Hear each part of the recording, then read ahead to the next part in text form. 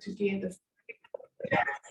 And in that you promise that you will invent the magic stick, and then there is a final report, which is another genre in which you explain why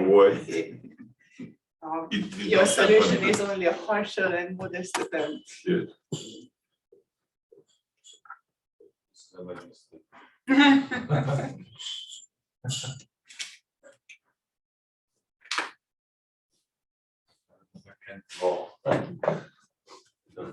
As usual, conductor. So we have Arpina and Dr. Ines. Good morning. Okay.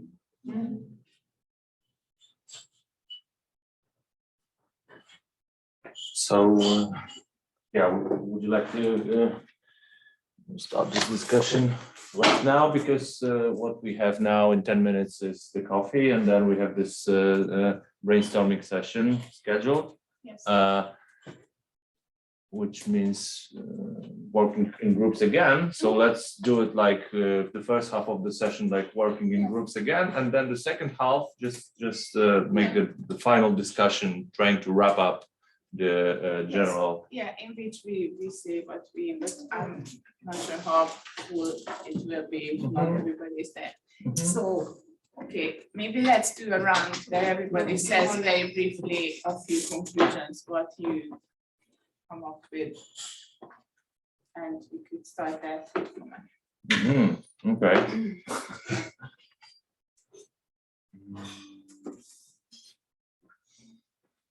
Like you mean the most important conclusions from? Okay, I can start it, yeah. and then maybe we can go this way. And, okay.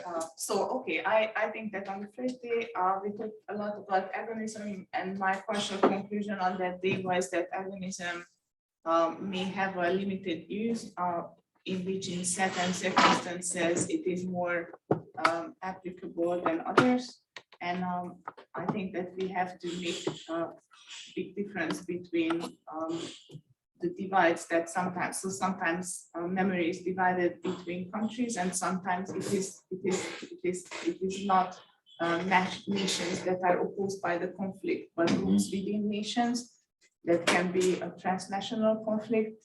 And so somehow this concept has been developed by the Unrest project, that was the previous project that David and Annabelle had before, and Nina and some other scholars. And I think that they focus very much on war memory.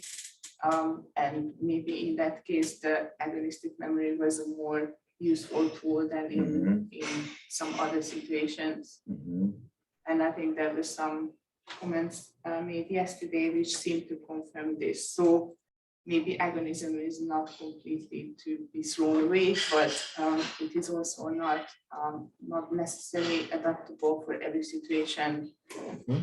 And yeah, maybe the border dispute situation is not the best application. While I think that it is more. So it is not like what I said on day one, that it is not supposed to be a tool that replaces cosmopolitan or antagonistic approaches, but it is more like a moment when it opens a debate in a moment. And it's also interesting like which audience it can address.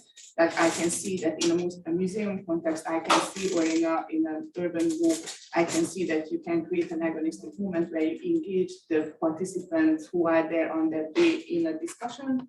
But I don't think that that can be definitive, so there can not be a final conclusion for a nation that every member of the nation. So it is more like we focused on individuals rather than an entire country's population.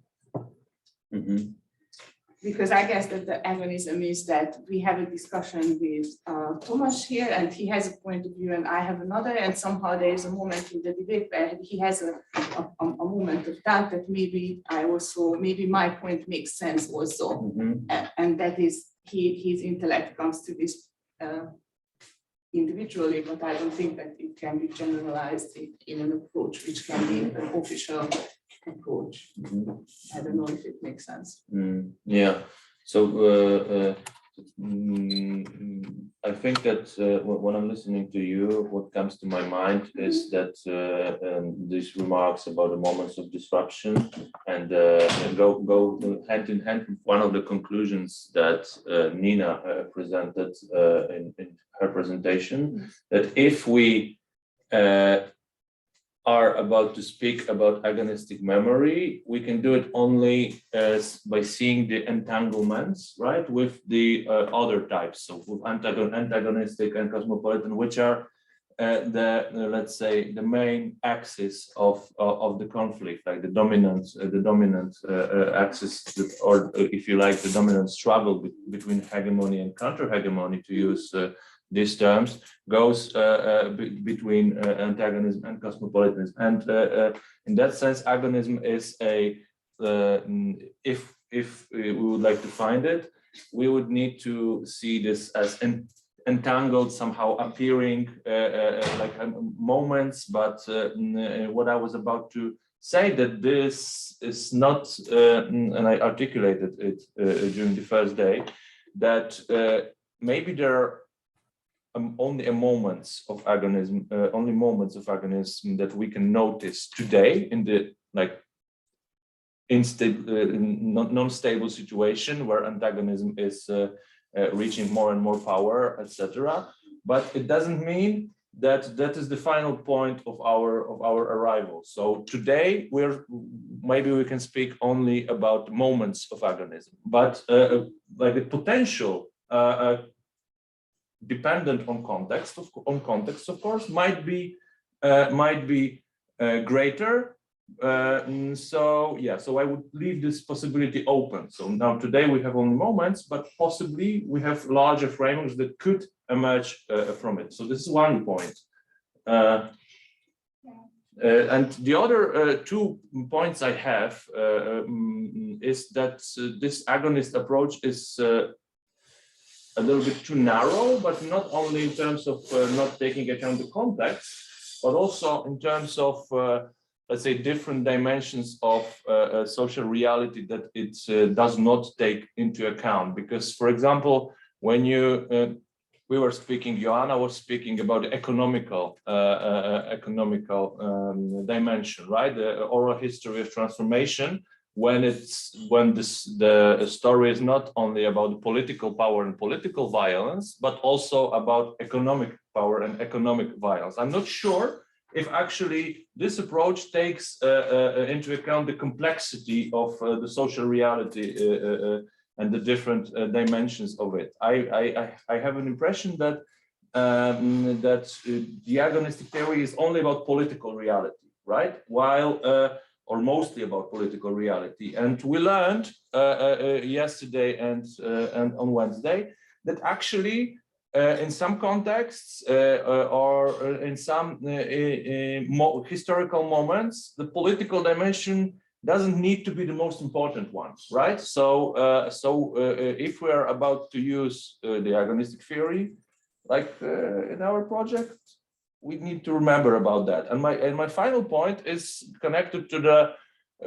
word hopelessness. One of you yesterday articulated hopelessness as a way of experiencing the past and memory, right? So this opens up to me another dimension which shows that maybe this agonistic approach is too narrow, because all this theory about struggles, hegemonies, and counter-hegemonies are actually about active constructing of memories, right? And if you introduce a concept of hopelessness, it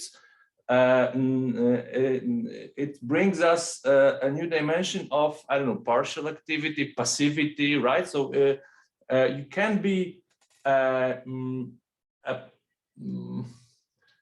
how to say, you can be, you don't need to be a fully active and involved actor to construct memories, right? You also can do it in different ways, like you can be, you don't need to have aims to construct memory. You don't have to need political aims. The memory is also constructed by reproducing social structures, by reproducing cultural schemes, and maybe this is the case with the most of social memories and the cultural memories. So probably, again, if we want to use the agonistic approach, we need to take into account that constructing memory is not only about aims and interests, but also about passivity, reproduction, and general structures. I don't know if I'm clear. Yes, I think it was clear. I wonder if the passive active. I think this is just a need that you need to engage with the past all the time, because that situates you, and somehow you need to make sense of the world around you and what happened to you and to your group. And this is not something that you can ever give up doing. So I think we always construct memories. I don't know if there is always an aim, but the aim is just to understand what is going on and create like making meaning of events and put them into narratives. And I think that the agonism is actually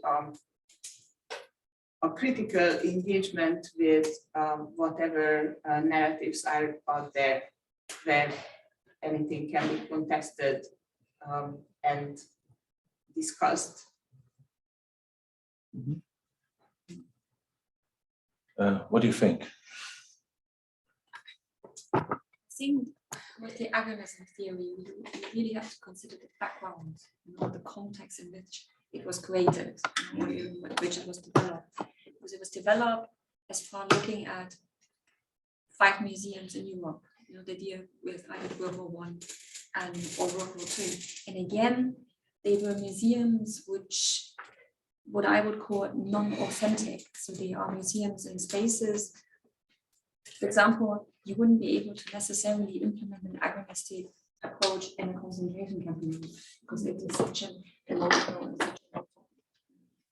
And that's one of the limitations, for instance, also the Unrest project acknowledged, and it was also something which Nina actually acknowledged. And she said, and it's also which we discussed on Wednesday, is if you've got a hot conflict, which we have in Armenia, then it's very difficult to potentially apply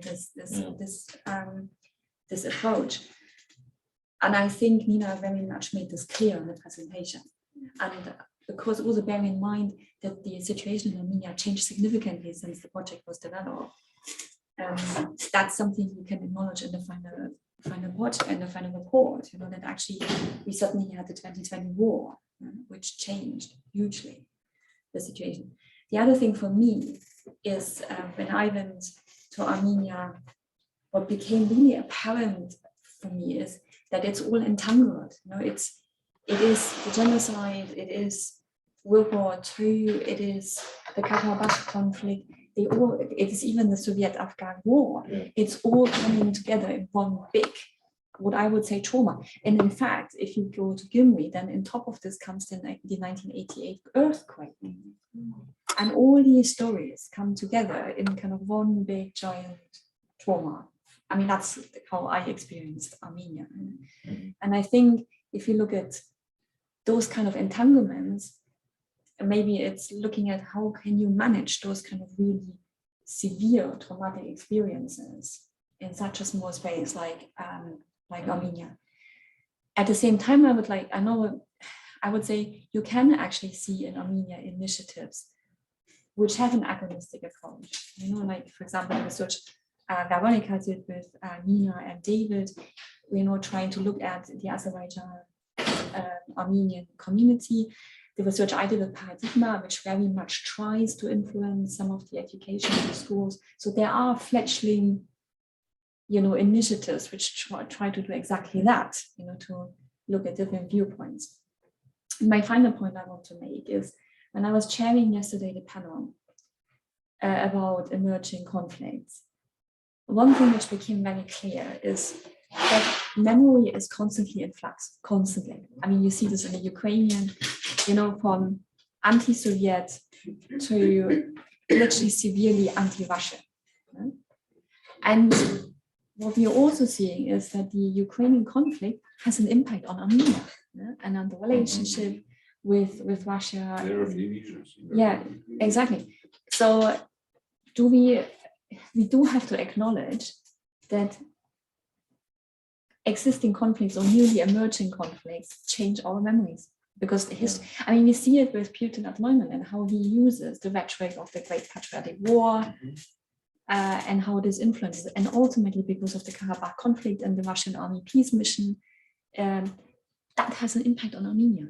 And that's actually a very important point, I think, because it shows us how significant is the assumption behind Chantal Mousse theory, the assumption that the social reality is relational, fundamentally relational, right? So we can't, even if the polarization is dividing, right, societies and states and creating antagonism between them, it doesn't mean that the relationality and the mutual influence disappears, right? So yeah. Yeah, but I think that the Chantal Mousse theory originally is not applied to memory, and Yes. it opposes the individual, the artist, the person with agency to the neoliberal state that doesn't offer you a possibility and which you have to somehow contest and engage in discussion. So I think that we take this out of context here to put it here where the enemy can be, or the adversary is no longer the state, but it can be any potential group, and obviously yes, it is also used. I think there is also bottom-up and the top-down version. So the state is producing memories or interpretations of the past all the time to motivate you, or political groups too, and then people bottom-up, they also create their own interpretations of the past, possibly.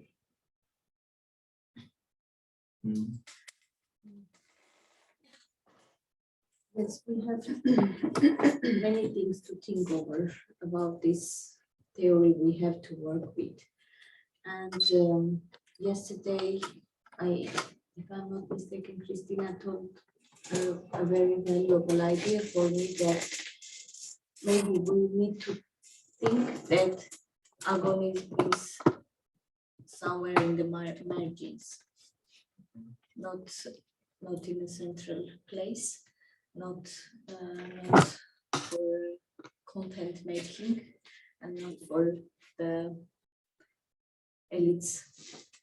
And also above it, I was thinking also that disputed territories and memory, this is not always about political territories. It can be also social territories, economic territories, distances, barriers, borders. Whenever memory is created and it is disputed, like in case of displaced people or slavery or whoever, and who are hosting, and this kind of quarrels or disputes took place. Here the narratives, bottom-up narratives of agonism, storytelling can be helpful really very much to somehow tackle that issues of dispute and sharing. But in a wider perspective, when it comes to political situation and decision makers and burning conflicts, I feel that it is either naive or not rational to expect that some leadership will take this approach and apply. Otherwise, we will just wait and see nothing. It would be more useful to have minor cases applied and that will show the potential for agonism, and based on it, enlarge and expand its possibilities, rather than to wait from the up to be implied. Yeah, that's very important what you're saying, I think. because and it now comes to my mind that the context when Chantal Mouffe created her theory is not only the context of Western Europe, but also the context of a stable world, let's say, right? Because Ernesto Laclau and Chantal Mouffe's theory was created in the 1980s, right? And then the core of Chantal Mouffe's productivity fell into the 1990s and like early 2000s, which were in Europe actually at times of a optimism that the Western European and Central European stability will spread into the rest of the world, right? So that's why, for example, Mouffe speaks a lot about discourses and not a lot about material structures, because her position is that the material structure stability has been achieved actually. So we can speak about different things, about discourses, right? But that's actually proved not to be the case, because for over a decade, we have a declining stability. So this is another context which makes this position and this theoretical approach limited, right? Yeah, so stability, which came after Helsinki process in 1972, and after Brezhnev and Gorbachev signed some treaties with Western countries regarding the nuclear bombs, etc., etc. It seems that the world is stable, but then came the failure of the Soviet Union, Eastern Bloc, and everything is changed.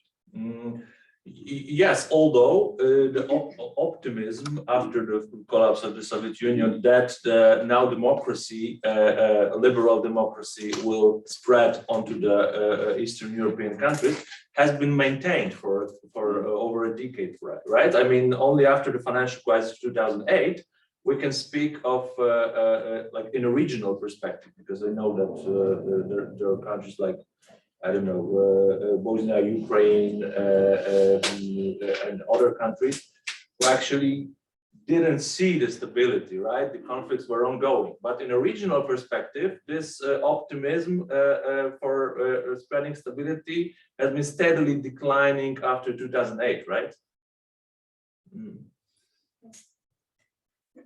Well, I agree with the point that Rosanna has mentioned. I think the moment is very important.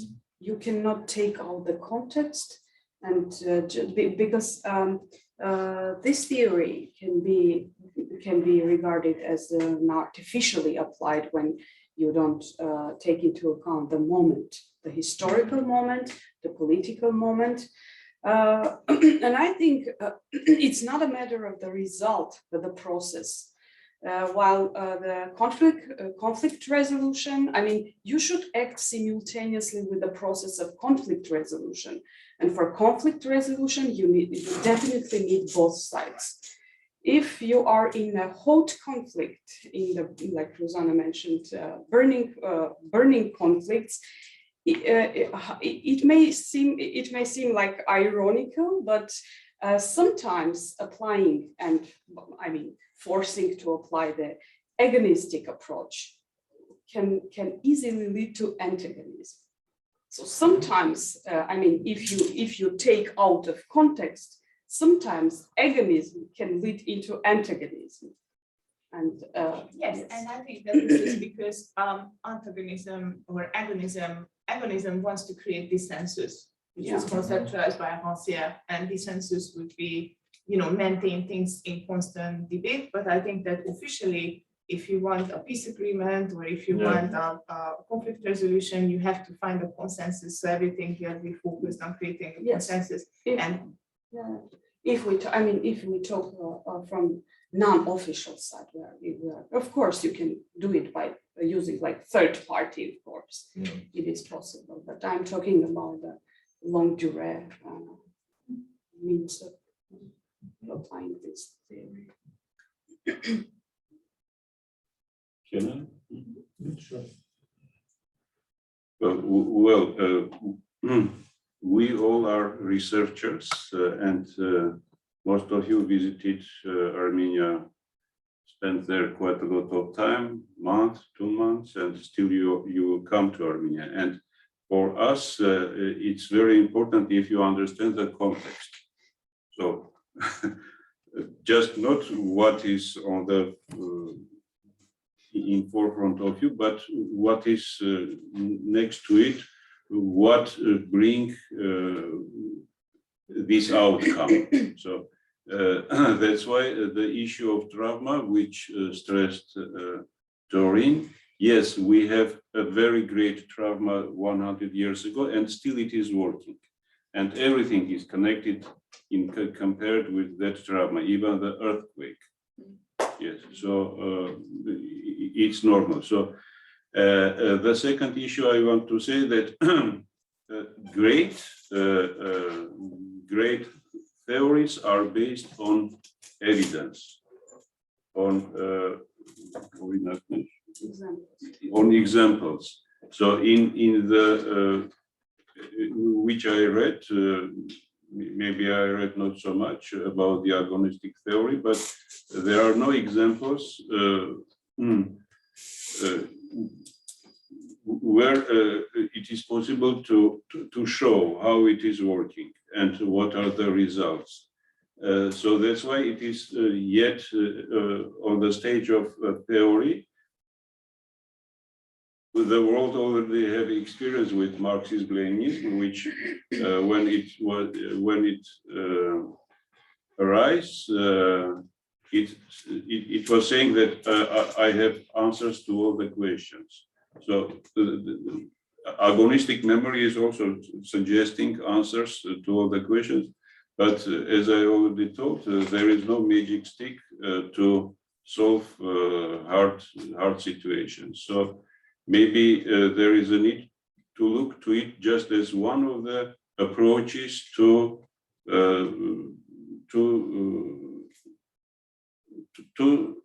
different situations. So one of the approaches, that's okay. In that case, there is no need to say to compare everything and to put into the base that theoretical approach. And yesterday, Christina said also about the westernization, and the need of decolonization. I like that approach. Yes, and as ethnographer, I think that in that case, the issue of context is coming to help. And in that case, the anthropology, because we are also, most of us are social cultural anthropologists, it can be very helpful in order to understand why is this situation. You need to understand what people are thinking about that and what are in their minds. So there is no need to go to the different theories. First, you need to understand what people are thinking about it, and only after try to analyze from maybe from theoretical point of view. But there is no need to put every time the artificial theories on concrete situations. Just to try to understand. And I think that as researchers, we need, because what we are going to write, it will be in English language, that is, it will be available for quite a lot of people. Try to 7 раз отмерить, 1 раз отрезать. To measure 7 times and to cut just one. Yes. Thoroughly. Okay, that's. But Thank just you. about the context, how it is important, and addressing your notes that some initiatives are there in Armenia toward agonism, this kind of thing. if you are going deeper in the context, you will see how they are donor-driven. Or they do? Donor-driven. Right. Yes, yes, Donor. Yes, absolutely, Yes. absolutely, and absolutely. it may be not their own agenda, but it was created and they are meeting that, not in all cases, because yes, people are believing it.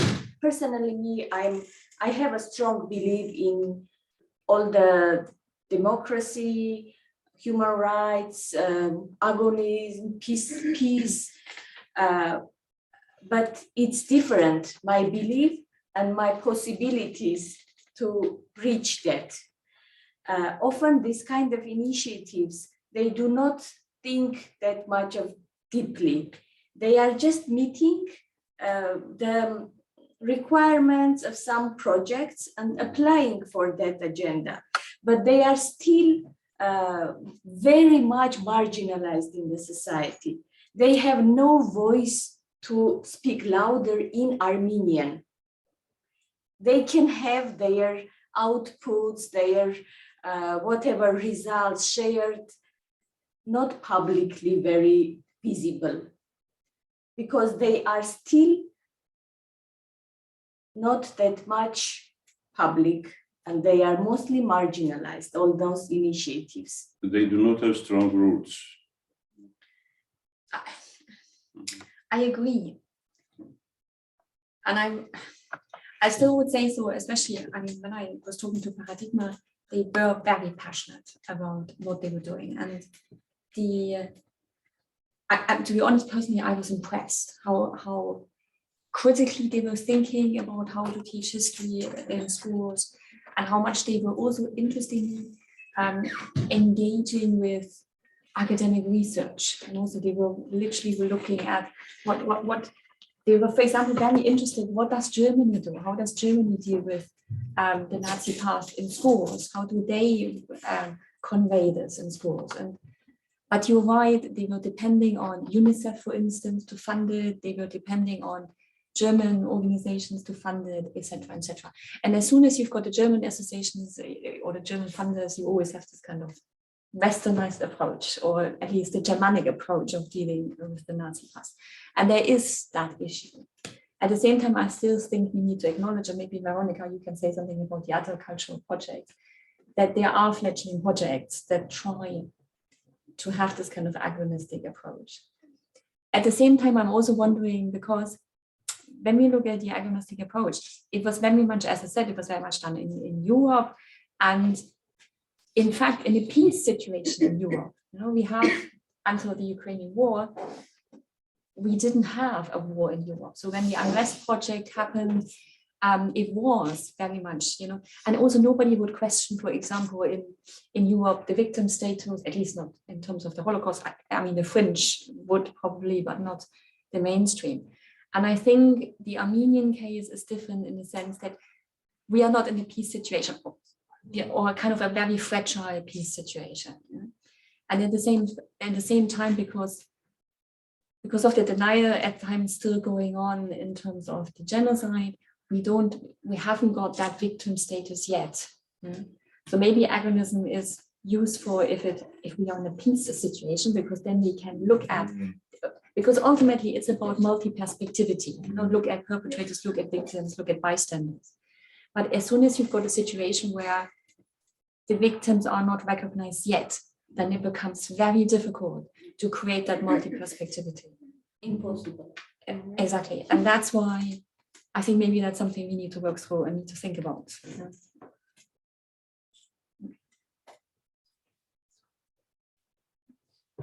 I really do not want any of you to just be closer to what Armenian people have during the war, but I was starting to think over our project since the very beginning of war, and I even shared my thoughts with some team members. Whenever your country's citizens are being just killed, it's nearly impossible to think about agonistic approach, because that hopelessness again coming to us, because it's not us that invading, it's not us that starting to kill, but still we have to go through it. And till now, it is just one-side process. We are discussing these kind of things in Armenia, but it is impossible to discuss the same things in Azerbaijan, but we are in the same conflict. And it is somehow unequal situation. When two sides should be at least on the similar, not the same, but on the similar direction. When another side of the conflict has totally antagonistic approach, it's very naive to say, yes, come and do whatever you want. I'm just on reconciliation or storytelling or whatever. Yeah, but I think that we do storytelling always, because whenever something happens that mobilizes images of the past and some reinterpretation that in the light of the current event. And I don't know, just an example, but it may be a bad one. But when the refugee crisis started in 2012 and Syrian refugees were coming, they were people who, there was a first wave coming who were more middle class, and they had mobile phones, and they had, they were like, they were fleeing a conflict situation, and the Hungarian government actively promoted the idea that these are people who are Muslims, who are from an inassimilably different background, and they are coming like always people were coming from the east, and Hungary was always as a border to defend the Christian Western Europe, who benefited from this, while we were always bleeding and suffering, and then they mobilized this cause that we are this Christian country that always defended the Christian Europe from the Muslim threat, which is a total misinterpretation of people fleeing from war. And then even the fact that they were more middle class, and so you didn't have to fear them. They had money and they just wanted to go through Hungary to go to Germany or places where they hoped to stay for longer. And they even that was like, oh, so they have money, and then there was they mediatized that people prepared sandwiches to give them, and they throw away the sandwiches, so they are like ungrateful, and or I don't know what, like how many of them throw away the sandwich, and maybe it was just one sandwich, and maybe it was with ham, I don't know. So, Yes. and that was like a very aggressive mobilization of the past to influence people, and that was a bottom-up. That was a top-down approach, but that the state actively did to kidnap a memory that is remote, like nobody remembers the Turkish occupation, which was in 1500 and 1600 something. Of course, if ham is based on pork dish. That's the reason. Yeah, possibly, but it's maybe not even, maybe it didn't even happen. Yes. Because sometimes also the images that they showed were not even in Hungary, but in Romania, or it was just one day when they were going through Hungary, and then the same images were shown every day as if they were still there, although they were not. So it was very manipulative. I mean, one point I wanted to raise is from my perspective, because I talked about this in my talk as well, is research of positionality. Because I'm actually, I must say, I'm very conscious when I was in Armenia, then I go with my Western hat into Armenia. And having reflected now on my stay in Armenia, I think I only know the surface after 4 weeks. I don't actually know what is actually bubbling underneath, and all the different layers. So I think we need to also take this into consideration when we do these secondments and to write the publications, but also the final report, I think at one point Nina used the word parachuting, Yeah. and so, Yeah. Yeah. and sometimes I did feel a bit like I'm parachuting into Armenia, you know, and then talking about Armenian trauma and without actually having so much knowledge sometimes about the context. While not speaking Armenian, not speaking Russian, so like 90% of the publications on Armenia are not accessible to you to read. Yeah, I mean, I did learn Russian a little bit in school, but when I was in Armenia, I actually realized you really do need to speak fluently Russian in order to understand some of the context. And Armenian, yeah. Yes. Yeah, but the assumption of the project is that we bring together a unique skill set, and somehow I think that the fact that you had a past experience as a museum professional and you know your experience of I also contest the fact that you are a Western viewpoint because you have also very much the East German. So I think that somehow some of us being Eastern European actually helped us to have an understanding, but still we are Europeans, and we could also look at this from a more decolonial viewpoint, in which I think that the whole, maybe we should also raise the question of the memorial justice, because I think that some memories are selected and promoted while others are more erased. And the fact is that the world order in general is a very unfair one, which emerged from a past where Western Europe dominated, and it still does, and North America. And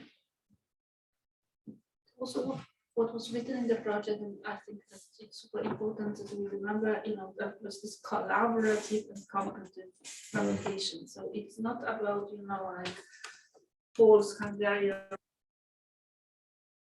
going to Armenia and telling, Armenian people what the exhibitions are about, or Armenian coming to Poland and so on. But that what happens in between us, So I'm trying to find that I'm just like so happy that we do that thing with Rosanna, not because we have one more article in our life, but we both learn from each other, So and that's. So I would really encourage, anyone who still doesn't have, a partner for the article actually try to reach out, because this is the learning process of the other cultures through someone who is culturally competent. But on the other hand, I learn a lot about my own context from the questions of the outsider. Right? Yeah. This is actually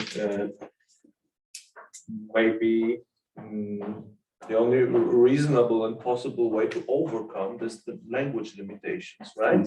Because I can, from my research experience in post-Yugoslav countries, I can clearly see that if you speak the local language, you're in a totally different place. You talk totally different conversations when people realize, oh, you're ours, right? Because you speak our language, and open like the whole large different space of communication opens up, right? So so this is a crucial thing, and actually our collaborations are meant to also overcome this limitation. This is why we yes.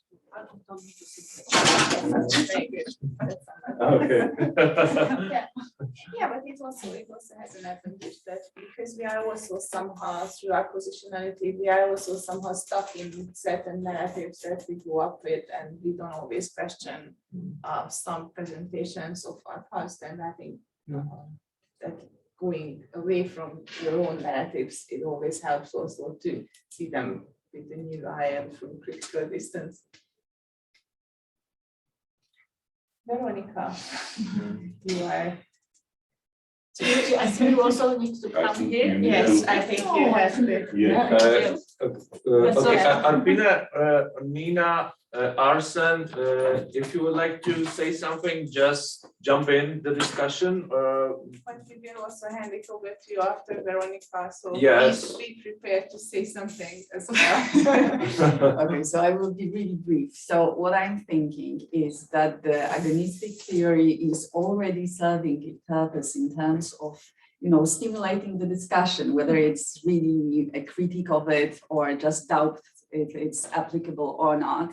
And I find it really inspiring anyway. And the questions that you are raising are because, you know, this theory was kind of put in front of us. So I really see value in that. And also in terms of, you know, giving us a language or terms to describe, you know, our research or even, you know, steer our discussion. And for me, in terms of researching cultural practices, I think it's really still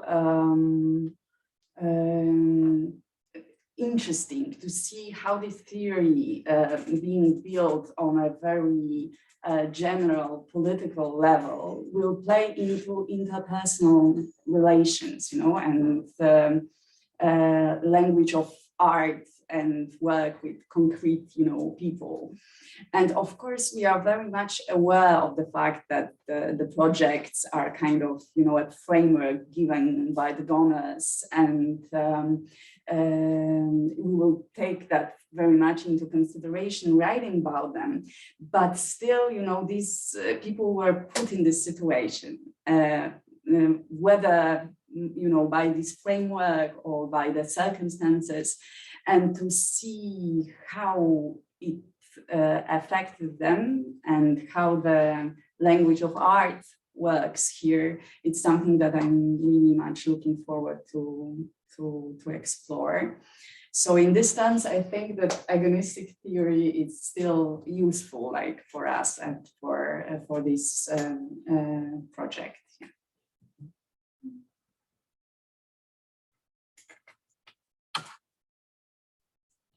I would just like to say that if anyone Can wants a you hand it coffee, over?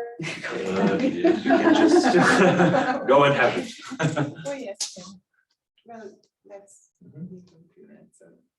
Yes, Arpina, Arsen, Nina, would you like to add something? I'd be happy to add something if I feel like I'm parachuting in again a little bit because I missed yesterday, but the tone of the conference has changed quite considerably since I was here on Wednesday. And it's really wonderful to hear that. It's obvious that you've been talking a lot, working a lot together, and yeah, I'm just delighted because it sounds like there's that really good collaborative work has been taking place. Yeah, agonistic memory. Remember that some of us were involved with the project that explored agonistic memory, and we spent 3 years disagreeing on it. So we're not going to resolve it on this project either. But I think the way that Veronica has talked about it there is it's a useful it's a useful underpinning principle, I think, you know, in terms of finding languages to talk about the work that we're doing now.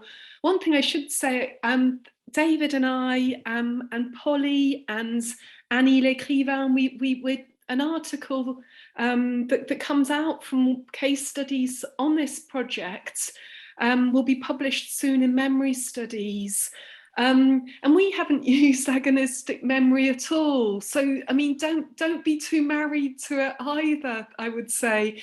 And one of the things, and Tomasz, I'm interested that you read it, because one of the things that we were interested in was moving away from this reliance on analysing narratives, discourses, and thinking about, I don't know if it was material culture, we were thinking about doing memory more, okay? So thinking about people's roles in organisations, things like that. So I won't say anything more, but I am so pleased to hear these discussions. And Veronica, I can't wait to talk to you more about the work at Krasna Gruda and et cetera. So I'll leave it there. How are you, Nina, now? Look, I'm also over the moon because I've tested negative this morning. Yeah. So you can go out from the room now? Look, I have been going out from the room already because it's so secluded here that you know I don't think the storks and the cows will catch COVID. So, but I can actually talk to people and not feel worried now, which I think is great. Take care of you. Arpine, would you like to add something? Yes, thank you very much. Well, first of all, I'm very happy to see you all. While hearing all the discussions and comments, I will share my opinion. I think agonistic approach, So, in my opinion. so can you hear us? Something is wrong with wire with earphone, I think. No, we hear a very strange sound, Armina. What would Okay. it be if you took out your headphones? Okay. Do you hear me better? Okay. Yes, much better. Okay, very good. So I would like to share my opinion about agonistic approach and hearing all the discussions and things. I think in reality, when we look, it is kind of perfect theory. Everything is nicely described, but if we speak about reality, does it take place in real cases? The same is about, my second degree is in human rights and democratization. The same is about human rights. If we speak in theory, it is very good, but in reality, does it take place? So I think agonistic approach and theory is working really good when it's peace between countries that are already they already overcame kind of conflicts. The same situation between, for example, France and Germany, the territorial issue they had between Alsace and Lotharingia, for example, between UK and France. But if we speak about our region, about conflict in Armenia and Turkey, or Russia, Ukraine, whatever, I think, unfortunately, agonism has no place here. Because if we try to implement agonistic theory between Armenia and Turkey, okay, so Turks need to give us half of the land of the current Turkey. They need to give us a lot of compensation. And here is the question, will they do ever that in their life? Of course, they will never do it. So speaking about agonistic theory in our region, I unfortunately don't see any implementation of that theory. Maybe in some European countries, it can be possible where two sides, not only one side, is ready for cooperation, ready for dialogue, ready for being allies for each other. But in our case, I unfortunately don't see that implementation. It's kind of very good theory, but for us, for me, it's totally fairy tale. Something that I don't see now, not in the future, can be implemented in our region, because the concept of enemy is kind of quite different for us. Enemy was for us 100 years ago, is and will be. This concept of enemy is quite strong and severe and violent in our region. So probably we can never consider our enemies as allies, not because we don't want, but it's only like one-side dialogue. But in some other countries, if we look the history of Europe, of course, it is very good implemented. It is very good working as a theory. That is my opinion. The same is I'm mentioning about human rights. Human rights appears with money, force, partly as a theory. It doesn't exist. The same work of the international organization. As bodies, they are like fairy tales, they're working, but in reality, none of them is doing a great job. So I think agonistic approach is really great depending from which angle you are looking, from which part you are looking. If countries are on peace, then it's much easier to implement that theory. But when this ongoing conflict is going and going, agonism is very weak theory. It's something that has no place in reality for us. That is my impression and opinion. Feel free to agree and disagree with me, but that's the impression that I'm having now from all the discussions, debates that we had, because the conflict started more than 1 century ago. It is going and it will go on. So it is even like nowadays being on this long process, we Armenians don't see the end of it, don't see still the solution. Because when two sides are not cooperative, they see each other as enemies, they see, and they will see, it is very complicated to see the end of it. Okay, thank you for articulating your position. We both raised our hand. Yeah. Okay, so I just have a brief comment. So I think that maybe it is not. So, Alpina, your wire is scratching your speaker, I think. Can you mute yourself? Thank you. Yes.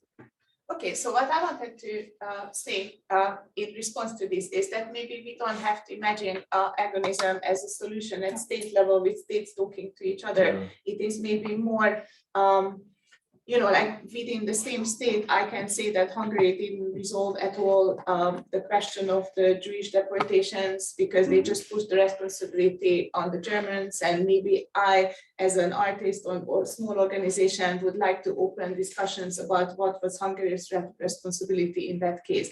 Or maybe you talked about some villages in our Armenian inhabited villages which now belong to Turkey, where there was a replacement of the population. Maybe there could be small associations of the current inhabitants and the former residents could exchange somehow memories and engage in trying to understand what their grandparents went through. So maybe not aimed at conflict resolution at all, but more for individuals to engage with existing memoryscapes. Like a micro perspective, right?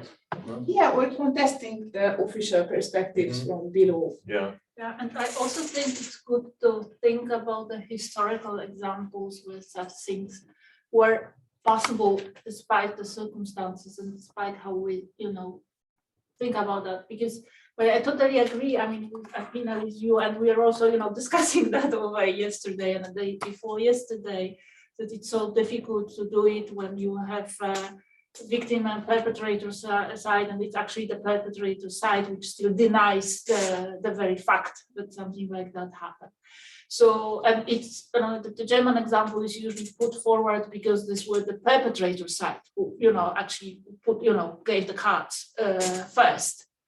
But now is the historical example. So when you as you know, the Nazi occupation of Poland was terribly violent, and that was 6 million, almost 6 million. That was like more than half of that were Jews, and the rest of that were Poles. So it was horrid, really, as an experience and everything. What happened after the war? Poland got as a compensation the east of Germany, right, which became the western part of Poland. But until the 1970s, Western Germany denied the border, right? So they were still hoping that they will regain that territories, if with the whatever Cold War relaxation and so on.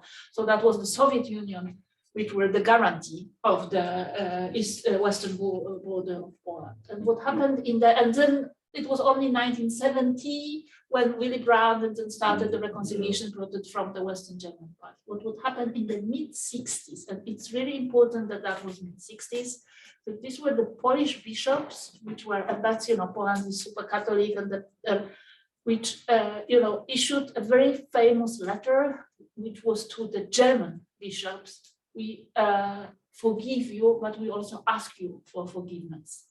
And that was, something which was unthinkable both for many Poles. So, that was the one of very rare moments, when the Polish Catholic Church was more open to this kind of the reconciliation and so on. And But there was this double side. So they said that they forgive, but they were also asking for forgiveness, because there was, they admitted that after in 45 and 46 there was a huge, so what is being called now in historical discourse the victims' revenge. That what happened in this territory. So that was the violence of Poles against the Germans who were fleeing, and maybe the civilians who were fleeing to the countries.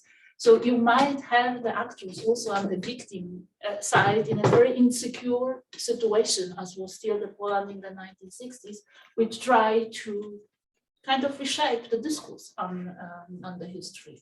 So that's, so it might happen, right?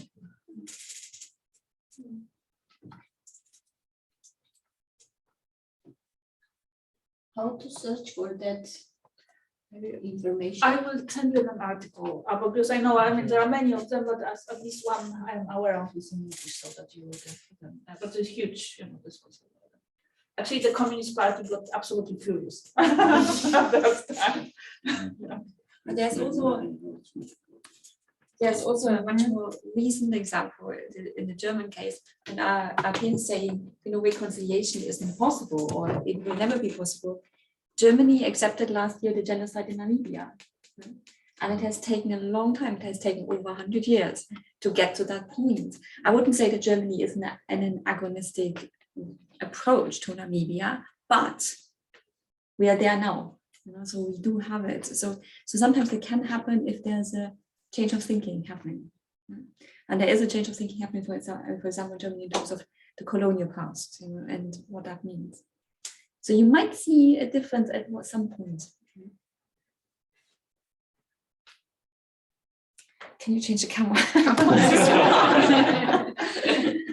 Yes.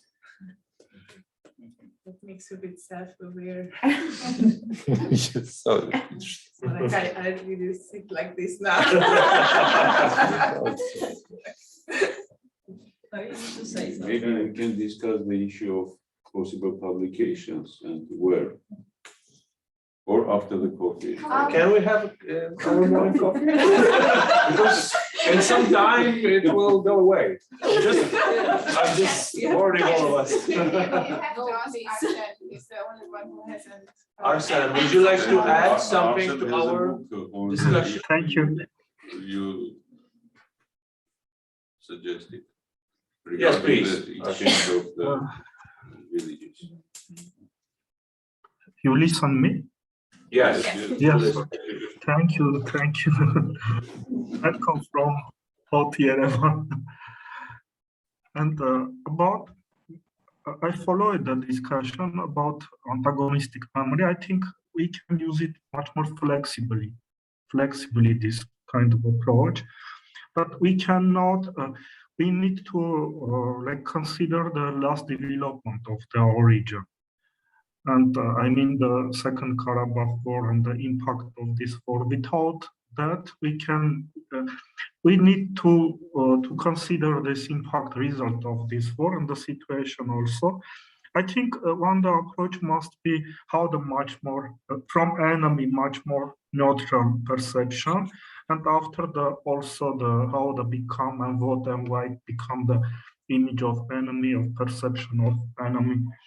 And the other case, I think it will be useful because now we have new disputed territories, not just the historical, like Armenian historical lands of what happened 100 years ago. We now and refugees also from Nagorno-Karabakh, new disputed territory, etc., etc. That's why I think we need to consider all of things about our approaches about our research, who should concentrate it in the Armenian case. I think without impacts of result of the war, we cannot using this kind of theory, but I think the theory is flexible.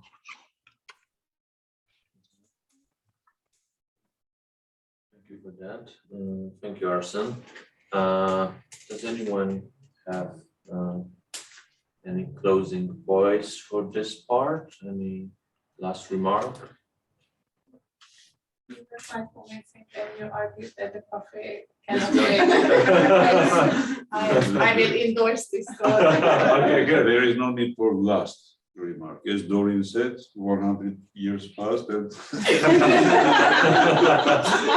We're still in flux and And people had lots of coffee. yes, and parts of this ongoing open-ended process is to have a coffee now. So I invite you very much to the coffee break, and we're seeing again here in 15 minutes and starting continuing our discussion. One last annoying announcement is if you still haven't signed the list of attendance today, please do. Thank you and see you.